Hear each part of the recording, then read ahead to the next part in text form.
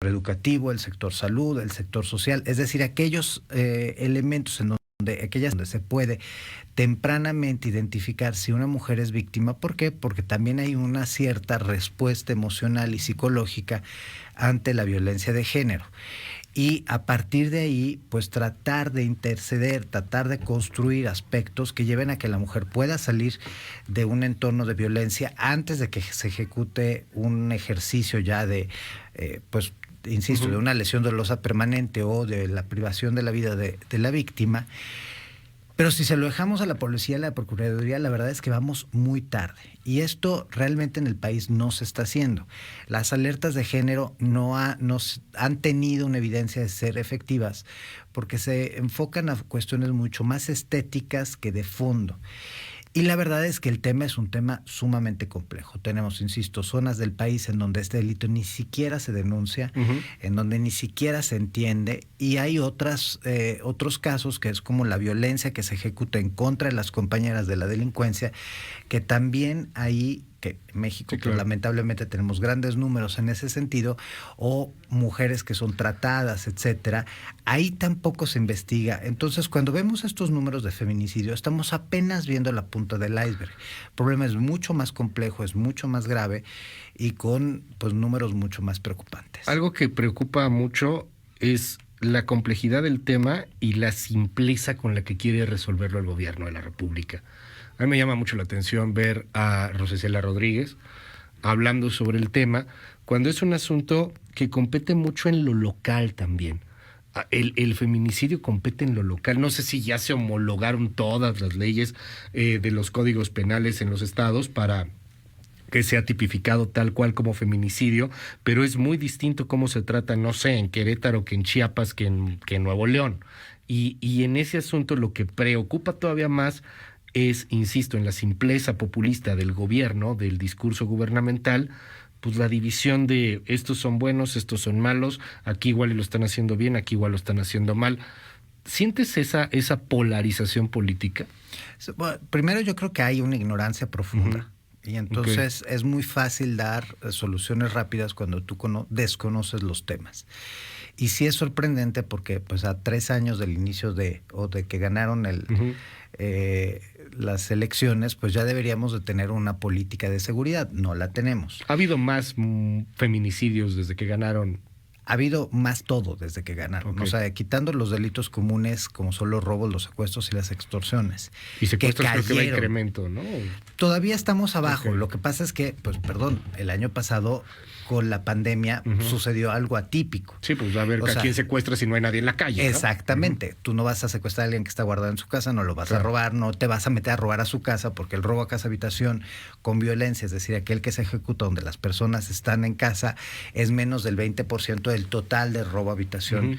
Y pues lo mismo para todos los otros datos. Por ejemplo, el año pasado tuvimos caídas en el robo a transporte público de más del 75% en algunos periodos del año. Sí, porque no había gente en el transporte público. Porque no había gente en el transporte público, y no solo porque cuando hay poca gente también es mucho más difícil ejecutar un robo. Si tú y yo somos o somos 5 personas en el transporte público y hay una persona que está robando y la mayor parte del robo en transporte público es sin violencia, o sea, es decir, el carterista, el que te saca las cosas de la bolsa, pues evidentemente eres muy visible si no hay nadie en la calle o hay muy poca gente. Puedes pelar rápidamente, pues, o sea, tú estás desierto, pues, evidentemente vas a tener una disminución. Si tú quitas eso, en donde efectivamente hubo una reducción, pero pues no es efecto de ninguna política pública, simple y sencillamente en los primeros 30 meses de esta administración tuvimos un 20% más de homicidios que en los primeros 30 meses de la administración de Peña y de Calderón juntos. Entonces, a ver, otra vez, ¿cómo? En los primeros 30 meses de este año tuvimos más homicidios en una magnitud del 20% que en los primeros 30 meses de Peña y de Calderón juntos. ¡Wow! O sea, es impresionante. 20% más que Peña y Calderón juntos. Y Calderón fue uno de los más violentos en la historia, ¿no? Pero es que en realidad no. Cuando tú volteas a ver los datos, el momento más álgido que tuvimos en el sexenio de Calderón, llegamos a tener 19 homicidios por cada 100,000 habitantes. Es muy complicado hacerlo sexenalmente, pero el momento más álgido con Peña llegamos casi a 24. Ahorita estamos por arriba de 24 homicidios por cada 100,000 habitantes. Dime algo, Francisco, ¿no es que cada vez está peor, independientemente del gobierno? No, y no es que este gobierno esté así, debería de hacer, pero, o sea, con Fox se empeoró cuando llegó Calderón, Peña Nieto empeoró cuando llegó, después de cómo estaba Calderón, o sea, parecía que siempre es peor. Pues en realidad, si recuerdas, no. En el sexenio de Calderón, al final del sexenio de Calderón, empezamos a tener una reducción sostenida de todos los delitos, incluido el homicidio. Eso ¿Qué se hizo bien? Pues la construcción de Policía Federal principalmente, que, a ver, la estrategia de la guerra contra el narco tenía una pésima narrativa y tenía errores profundos y tenía también ahí sobresimplificaciones profundas, porque decíamos, bueno, vamos a echar mano del ejército para funciones de seguridad. El ejército no está hecho para tener funciones de seguridad. El ejército está hecho para tener confrontación. Entonces, tan es así que donde tú ves donde participa el ejército en labores de seguridad, hay un incremento en la violencia.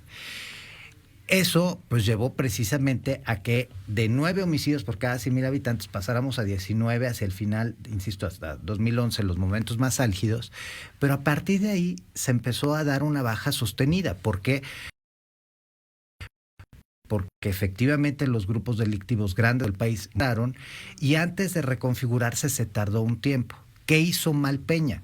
Peña recibió todos los delitos a la baja, a excepción del secuestro y la extorsión, que en el primer año, si recordarás, se disparan y llegan a ser el segundo año más con más secuestros de la historia y más extorsión. En ese momento era el primero, pero ahorita ya lo rebasamos. Y en ese sentido, el problema fue que se dejó de invertir en seguridad. Bajo una creencia que ya se había resuelto el problema, en un mal enfoque de política pública, donde nos decían que estaban trabajando en prevención, pero si recuerdas, pues los programas de prevención eran nada, nada y nada. Sí, claro. Y tenían problemas de reglas de operación, se prestaron a un ejercicio de corrupción muy importante en algunas partes del país, se tiró dinero, ¿recordás el tema de los lentes, que era una reverenda idiotez y que probablemente era el muy buen negocio de alguien? Y eso llevó a que pues el efecto que duró 3 años no se pudiese mantener, porque Policía Federal era más chica, con menos recursos, con menos apoyo, con menos capacidades que la Policía Federal que entregó Calderón. Calderón entrega una estructura de 38,000 elementos, Peña entrega una estructura de 37,000 elementos, a pesar de haber creado la Gendarmería, a pesar de haber incrementado en 5,000 elementos para la Gendarmería. La institución se hizo más pequeña. O sea, 6 años después se redujeron 1,000, que podrías decir que es nada, pero lo que uno pensaría es, tendrías que haber entregado, no sé, 55,000, 60,000 elementos. El proyecto original de Policía Federal preveía llegar a los 100,000 elementos en 3 sexenios. El tema es que pues no se cumplió, y eso es que cuando no nos damos cuenta, el aparato de seguridad del país es muy pequeño.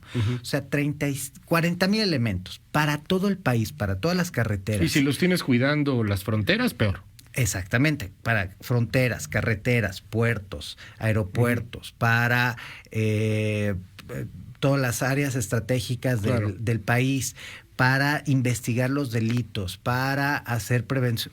No te da. Ahora, hoy queda muy claro que es la Guardia Nacional y que la Guardia Nacional quiere ser del Ejército y va a ser del Ejército. Yo veo a la Guardia Nacional más del Ejército que Policía Civil, como que tuvieron cierto pudor al inicio para decir que iba a ser una especie de policía civil. Hoy ya no hay pudor. Hoy queremos que la Guardia sea del Ejército y que no haya absolutamente nada, ni un atisbo de policía civil en este país como Venezuela, ¿no? Pues es que sí, es muy lamentable, porque recordarás que parte del argumento que tuvo el presidente en sus campañas, no en una, no en dos, sino en las 3 campañas que tuvo, fue criticar la militarización de la seguridad, fue demostrar e insistir que precisamente la participación del ejército generaba más violencia. Y eso se le olvidó cuando ganó.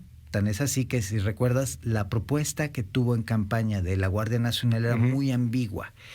Finalmente, ya como presidente electo, prometieron una Guardia Nacional que iba a ser civil. tú recordarás, pues muchos de los que estuvimos en contra de la Guardia Nacional como creación de una institución y sobre todo como una institución que iba a canibalizar a Policía Federal, pues nos prometieron ciertas cosas. Estuvimos en el Senado, estuvimos en Cámara de Diputados y el día de la aprobación nos pasaron un dictamen y aprobaron otro. Y en el que aprobaron, pues es una institución en donde los civiles no pueden llegar a cierto nivel. ¿Por qué? Porque piden ciertas antigüedades en las posiciones, etcétera, que solo los militares pueden acceder a ellas. Sí, de entrada porque la Policía Federal no tenía tanto de haberse creado, por ejemplo. Exactamente, entonces te pedían que en tu último cargo con la institución de seguridad tuvieras por lo menos 20 años, pues la Policía Federal tenía... sí, claro, 10. 10 escasos, entonces pues realmente... No había forma de... O sea, estuvo desde un principio pensado así. Entonces a los civiles los pusieron y los han puesto en la banca. Uno de los aspectos que también es muy preocupante es que el número de efectivos que nos habían prometido que iban a pasar de Policía Federal a la Guardia Nacional es mucho menor. Hemos perdido cerca de 10,000 personas que se fueron de Policía Federal y no sabemos a dónde se fueron. Y gente que estaba entrenada, que sabe manejar armas, que sabe manejar tácticas de combate, etcétera, que no pudimos retener en el Estado y que buscaron cualquier otro lado. Me queda poquito tiempo, Francisco, siempre es un placer poder platicar contigo, pero yo quisiera preguntarte, ¿para dónde vamos? Digo, en el tema de feminicidios, que era uno de los temas para poder platicar aquí, pero más allá de feminicidios, a mí me preocupa ver Zacatecas con tanto muerto, Tamaulipas, es no inédito porque por desgracia ya ha pasado en este país, pero ya vemos cada vez más ataques a población civil. Me acordaba mucho en Michoacán el año pasado, o el año antepasado, mejor dicho, cuando atacaron unas maquinitas, ¿te acuerdas? Y mataron unos menores de edad. Ya ataques a población civil en Veracruz, el asunto del caballo blanco, etc. O sea, muchos temas en donde pareciera que ahora el crimen organizado va contra población civil y no tenemos quien nos proteja. ¿Qué ves en ese sentido? Mira, el problema es que no tenemos una estrategia y la estrategia no se desdobla en recursos. No sabemos cuáles son las prioridades. O sea, una estrategia es un mapa que te dice dónde estás y a dónde tienes que llegar, en cuánto tiempo y cómo. Y aquí el problema es que no tenemos eso. Si volteas a ver los recortes presupuestales, sí es muy preocupante porque se está desarticulando el Estado. Regresando al tema inicial del feminicidio. Espérame ahí. ¿Desarticulando al Estado? Desarticulando al Estado. Simple y sencillamente este año tenemos 0 pesos y 0 centavos para las policías locales. ¿Cuál va a ser el efecto si de por sí nuestras policías locales tienen las deficiencias que tienen en términos de formación, de profesionalización, etcétera? Esto es un centralismo. Esto es un centralismo. Que los militares manejen el tránsito y que manejen también el combate al narco.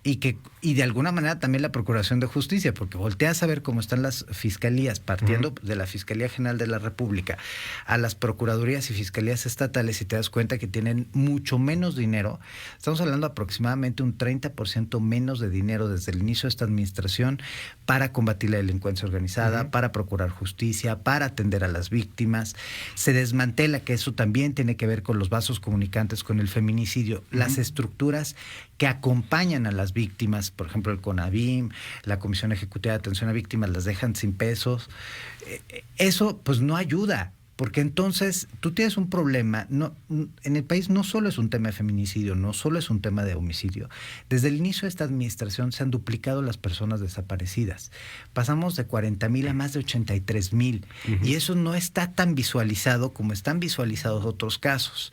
Están creciendo los fraudes electrónicos, o sea, están creciendo otras formas de delinquir que también afectan al ciudadano, que puede que sean menos violentas, pero que en un contexto en donde, insisto, no hay estrategia, no hay recursos, si no hay colaboración con las contrapartes estatales, se vuelve exactamente tierra de nadie. Entonces el ciudadano se tiene que acercar a una fiscalía para que se burlen de él, lo maltraten. No, sí, es espantoso. Y lo peor del caso es que no es solo un tema que las fiscalías son malas. O sea, yo creo que de verdad hacen lo que pueden con lo que tienen. A ver, un hombre, una mujer no puede llevarse 80 casos al mismo tiempo. Llevan 250 casos cada ministerio público en nuestro país. No te creo. 250 casos en promedio. 250 casos. Ahí tú dices, ¿cómo le van a hacer para investigar? Que van desde violaciones, robos. Especializados, evidentemente, pero pues si te llegan, por eso es que el ciudadano no siente la necesidad de denunciar, y por eso somos uno de los países con la cifra negra más alta. O sea, en México, por cada 100 delitos que se cometen, solo 7 se investigan. Y de esos 7, apenas tenemos realmente de cada 100 delitos que se cometen, no tenemos ni uno en donde haya No hay sentencia un condenatoria, resultado. ¿no? La impunidad en nuestro país 100%. supera el 99%. Francisco Rivas, nos quedamos con ganas de platicar muchas otras cosas. Danos chance y seguimos platicando. Encantado. Si nos das oportunidad en otras ocasiones. Y bueno, te seguimos en tus redes, en el observatorio. Por favor, en @opsnalciudadano, donde tenemos incluso una aplicación para el ciudadano para que vea sus niveles de riesgo, donde está toda la información desglosada de los documentos. Y en el mío personal, @FraRivasCOL. Va, ahí ahorita los posteamos y los subimos y también todos los informes del observatorio. Gracias, Francisco. Gracias a ti. 7:42.